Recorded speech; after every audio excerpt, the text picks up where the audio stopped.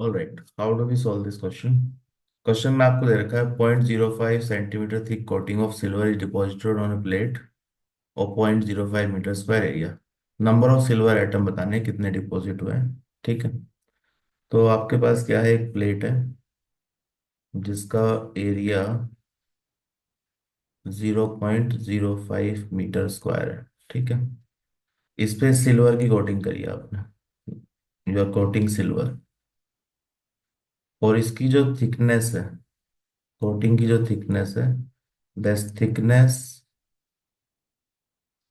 Is 0.05 ठीक है।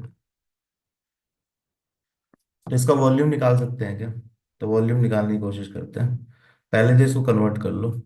1 metre is 100 centimetre. तो इसको कन्वर्ट कर लेते हैं। तो यहाँ पे जो एरिया है वो क्या आएगा सेंटीमीटर में? 0.05 मल्टीप्लाई बाय 100 मीटर स्क्वायर है, तो इसको भी स्क्वायर करना पड़ेगा। ठीक है, सो 0.05 × 10⁻⁴ सेंटीमीटर स्क्वायर, दैट इज 500। ठीक है, 500 सेंटीमीटर स्क्वायर एरिया। तो find out the volume. Volume of silver deposited कितना आ जाएगा? तो volume is area into thickness, तो 500 सेंटीमीटर स्क्वायर इंटू 0.05 सेंटीमीटर। ठीक है, तो इसको सॉल्व कर लीजिए। So that comes out to be 25 centimetre cube. 25 centimetre cube आ गया। ठीक है, अब डेंसिटी भी दे रखी है 7.9 ग्राम पर सेंटीमीटर। तो मास अगर निकालना है तो क्या करना पड़ेगा? मास ऑफ सिल्वर डिपॉजिटेड निकालना है तो that is density into volume. ठीक है, तो डेंसिटी इज 7.9। ये यूनिट ध्यान रखना, सेंटीमीटर है तो यहाँ सेंटीमीटर। ठीक है, 7.9 ग्राम पर सेंटीमीटर इंटू 25। ठीक है, तो ये ग्राम में आपका आंसर आ गया।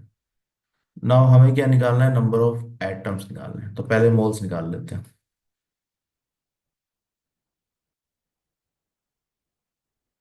Moles of silver 7.9 into 25, this is mass divided by molar mass. Molar mass कितना दिया हुआ है?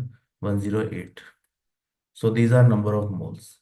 ठीक है, नंबर ऑफ एटम्स निकालने हैं तो into Avogadro number. Number of atoms of AG, तो ये क्या होगा?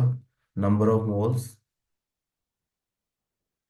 इंटू एवोगैड्रो नंबर, तो 6.022 10⁻23। ठीक है, तो इसको सॉल्व कर लो अब।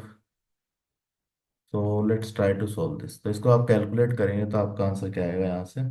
This comes out to be 11.01 into 10⁻23।